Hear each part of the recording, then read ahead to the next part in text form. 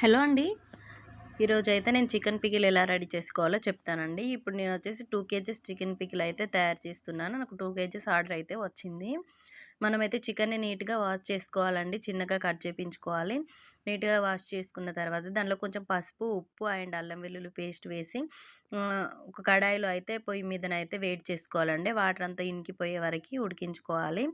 తర్వాత ఆయిల్‌లో golden brown colour వచ్చే వరకి చూస్తున్నారు కదా! ఇలా ఫ్రై చేసుకున్న తర్వాత దీనికైతే ఒక అల్లం వెల్లుల్లి పేస్ట్ అయితే కొంచెం ఎక్కువే పడుతుందండి చికెన్ పికిల్‌కి. నేనైతే ఒక పెద్ద స్పూన్‌తో ఒక 4, 5 స్పూన్స్ అయితే వేశానండి.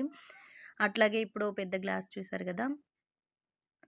దాంతో ఒక గ్లాసు ఒక గ్లాస్ అండ్ ఇంకో గ్లాస్‌లో హాఫ్ కంటే ఎక్కువ కారం వేసుకున్నాను. ఒక చిన్న గ్లాస్‌లో హాఫ్ సాల్ట్ అయితే వేసుకున్నానండి. దాని తర్వాత కొంచెం గ్యాస్ స్టవ్ అయితే ఆఫ్ చేసుకున్న తర్వాత ఇప్పుడు దాంట్లో చికెన్ పీసెస్ అనేవి వేసుకొని మంచిగా మిక్స్ చేసుకోవాలండి. అన్నీ కలిసేలా మిక్స్ చేసుకున్న తర్వాత ఇప్పుడు దీంట్లో ఒక 4 నిమ్మకాయలు పెద్ద సైజు నిమ్మకాయలు రసం అయితే తీసుకొని దీంట్లో వేసుకోవాలండి.